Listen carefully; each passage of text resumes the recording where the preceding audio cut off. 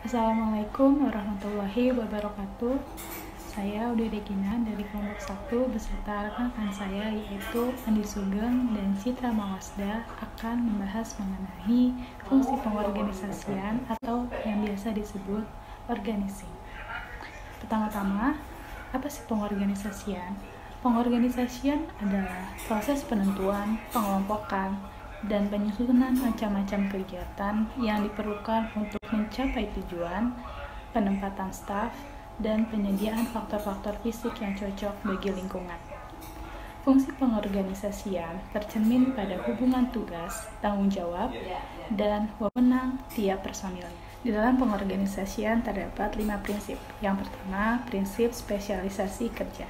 Di dalam prinsip ini, mengembangkan pembagian kerja yang kompleks menjadi beberapa subpekerjaan. Yang kedua, yaitu prinsip otoritas. Di dalam prinsip ini, mengembangkan hak untuk melakukan, membuat, dan mengalokasikan sumber daya atas nama organisasi. Yang ketiga, prinsip rantai komando. Di dalam prinsip ini, mengembangkan struktur organisasi yang kuat dan melaporkan kepada siapa saja. Yang keempat, prinsip pendelegasian wewenang. Di dalam prinsip ini mengembangkan pelimpahan wewenang dari seorang manajer kepada bawahannya.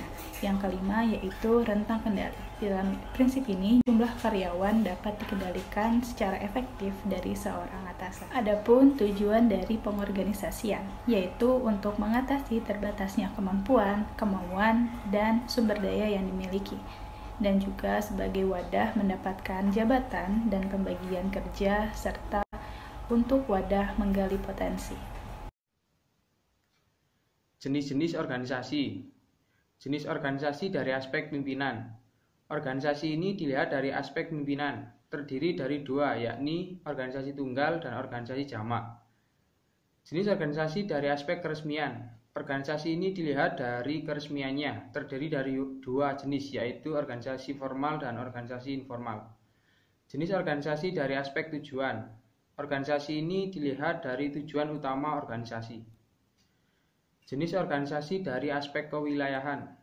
Organisasi ini dilihat dari jangkauan luas aktivitas kewilayahan organisasi. Jenis ini dikelompokkan dalam satuan kewilayahan seperti organisasi daerah, regional, nasional, dan internasional. Jenis organisasi dari aspek kebutuhan sosial. Organisasi ini dilihat dari kebutuhan kemasyarakatan, dibentuk atas kesadaran dan secara sukarela. Selanjutnya yaitu langkah-langkah pengorganisasian. Menurut Stoner tahun 1996, langkah-langkah dalam proses pengorganisasian terdiri dari 5 langkah. Yang pertama yaitu merinci seluruh pekerjaan yang harus dilaksanakan untuk mencapai tujuan organisasi. Yang kedua yaitu membagi beban kerja ke dalam kegiatan-kegiatan yang secara logis dan memadai dapat dilakukan oleh seseorang atau sekelompok orang. Yang ketiga yaitu mengkombinasi pekerjaan anggota perusahaan dengan cara yang logis dan efisien.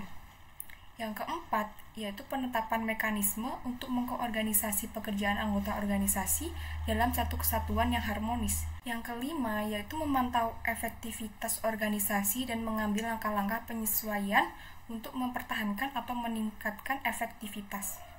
Kemudian, menurut Tehani Handoko tahun 1999, langkah-langkah pengorganisasian terdiri dari 3 langkah.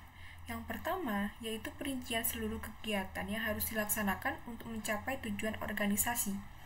Yang kedua, yaitu pembagian beban pekerjaan total menjadi kegiatan-kegiatan secara logis dapat dilaksanakan oleh satu orang.